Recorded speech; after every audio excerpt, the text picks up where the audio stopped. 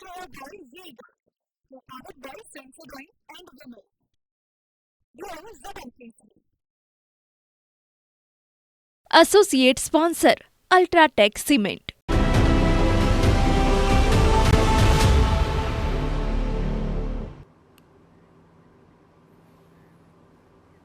રાજકોટના ટીઆરપી અગ્નિકાંડમાં વધુ એક આરોપી ઝડપાયો છે। રાજકોટ અગ્નિકાંડનો આરોપી ધવલ ઠક્કરની અટકાયત કરવામાં આવી છે, જ્યાં એલસીબીએ આબુ રોડ પરથી ધવલ ઠક્કરને ઝડપી પાડ્યો હતો।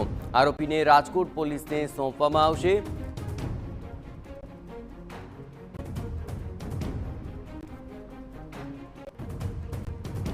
ધવલ ઠક્કરે અહીં પૂછપરછની અંદર મોટો ખુલાસો કર્યો છે, જ્યાં ગેમિંગ ઝોનના માલિકોએ ત્યાં ગેમિંગ ઝોનનું લાયસન્સ ધવલ ઠક્કરના નામે લીધું હતું, જ્યાં આરોપી ધવલ ઠક્કર ગેમિંગ ઝોનમાં નોકરી કરતો હતો અને એલસીબીની પ્રાથમિક પૂછપરછમાં ધવલ ઠક્કરે કબૂલાત આ અંગે કરી છે।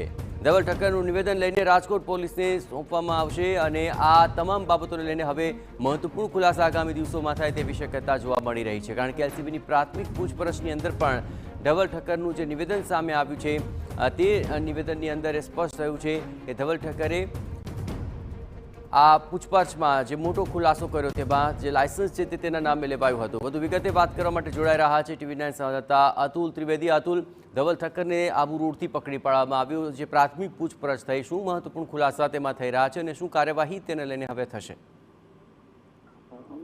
ચોક્કસ જયેશભાઈ, આજે રાજકોટમાં જે અગ્નિકાંડ થયો અને જે લોકો જે મોતને ભેટ્યા અને ત્યારબાદ જે ગેમિંગ ઝોનના જે આરોપીઓ છે તે ફરાર થઈ ગયા હતા, જેમાં જે પોલીસ ચોપડી મુખ્ય આરોપી કહી શકાય એવા ધવલ ઠક્કર છે એ આબુ રોડ તરફ ભાગી ગયો હોવાની બનાસકાંઠા એલસીબીને બાતમી મળી હતી, જેને આધારે એલસીબીએ 3 ટીમો બનાવી અને આબુ રોડથી જે રાજસ્થાનનો આબુ રોડ છે ત્યાં કોઈ સગાને ત્યાંથી તેને દબોચી લીધો હતો અને ત્યારબાદ મોડી રાત્રે પાલનપુર એલસીબી ખાતે લવાયો હતો, જેની પૂછપરછમાં જે એક પ્રકારની જે વિગત બહાર આવી છે કે આ ધવલ ઠક્કર છે એ આ ગેમિંગ ઝોનમાં નોકરી કરતો હતો અને જે તેના માલિકો છે તેના નામે આ ગેમિંગ ઝોનનું લાયસન્સ લીધું હતું, એટલે કે મોટાભાગનું જે ગેમિંગ ઝોન છે એ ધવલ ઠક્કરનું કહી શકાય। ત્યારે જે પ્રકારે અહીંયા જે મૂળ માલિકો અથવા આરોપીઓ છે તેમને પહેલેથી જ છટકબારી જે શોધી કાઢી હતી અને ધવલ ઠક્કરના નામે લાયસન્સ લીધું હતું, ત્યારે એલસીબીએ અત્યારે તો તેનું નિવેદન લઈ અને રાજકોટ પોલીસને ધવલ ઠક્કરને સુપ્રત કર્યો છે અને હવે રાજકોટ પોલીસ છે ધવલ ઠક્કરની પૂછપરછ કરશે અને ત્યારબાદ જે છે એ મોટા ખુલાસા થવાની શક્યતાઓ છે। બિલકુલ, તો તમામ ગતિવિધિઓ પર આપ નજર રાખતા રહેજો। તો ધવલ ઠક્કરના નામે હતું લાયસન્સ અને આ સમગ્ર મામલે હવે તેની પૂછપરછમાં આ ખુલાસો થયો છે, ખુદ તેણે આ વાતની કબૂલાત કરી છે। તેનું નિવેદન નોંધ્યા બાદ હવે પોલીસ આ મામલે વધુ કાર્યવાહી કરી રહી છે, પણ સૌથી મોટો ખુલાસો કે ગેમિંગ ઝોનના માલિકોએ આ ગેમિંગ ઝોનનું લાયસન્સ આરોપી ધવલ ઠક્કરના નામે જ લીધું હતું અને ધવલ ઠક્કર અહીં ગેમિંગ ઝોનમાં જ નોકરી કરતો હતો। આ પ્રાથમિક જે પૂછતાછ હતી તેમાં ધવલ ઠક્કરે ખુદ આ મામલાની કબૂલાત કરી છે।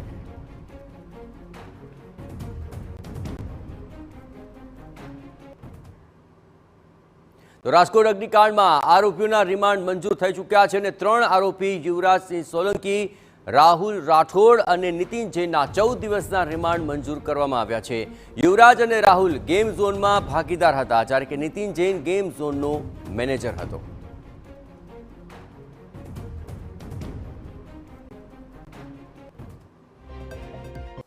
ગેમ ઝોનમાં લાગેલી આગ મુદ્દે આરોપીઓને 14 દિવસના રિમાન્ડ આપવામાં આવ્યા છે। તુષાર ગોકાણી સાહેબ આપણી સાથે છે।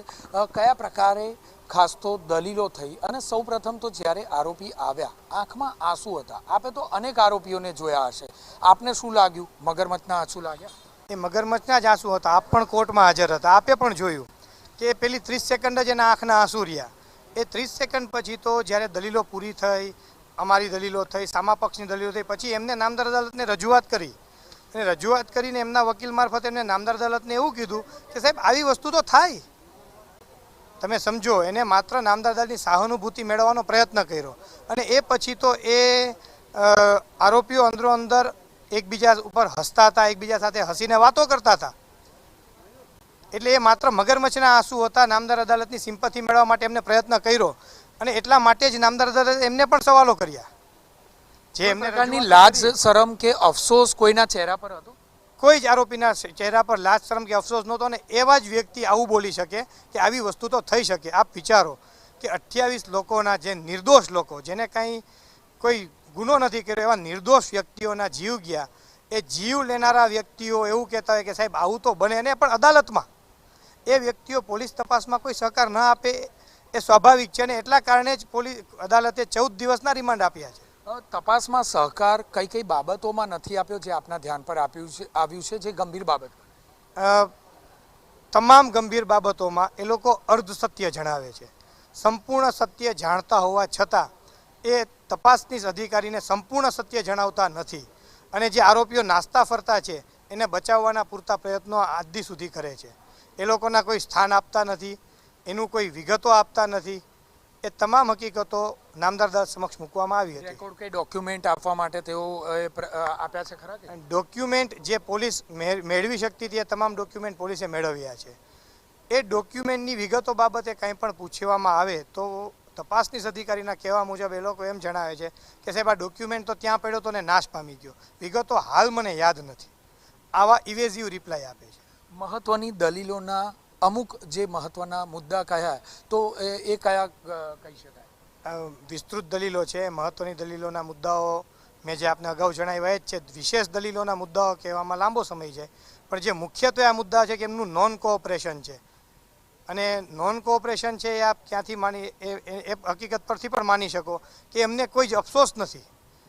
એક નરાધમની વ્યાખ્યામાં આવી શકે એ પ્રકારનું એમનું વર્તન હતું. આજે ટૂંકમાં કહીએ તો સ્પષ્ટપણે આક્રોશ લોકોનો તો છે, પરંતુ જે રીતે સમગ્ર ઘટના બની છે કોઈ પણ પ્રકારનો અફસોસ આરોપીઓને નથી, જે ખૂબ જ દુઃખદ બાબત ગણી શકાય. તેમના ચહેરા પર કોઈ પણ પ્રકારનો અફસોસ નથી. ત્યારે હવે જરૂરિયાત અને આશા એ છે કે આખરે અન્ય આરોપી પોલીસ ક્યારે પકડે છે અને વિગત લે છે. કેમેરામેન ભાવેશ લશ્કરી સાથે Jignesh Patel, TV9 Rajkot. Brought to you by VGas, prepared by Sensible and Willow.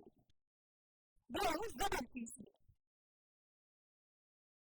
Associate sponsor Ultratech Cement.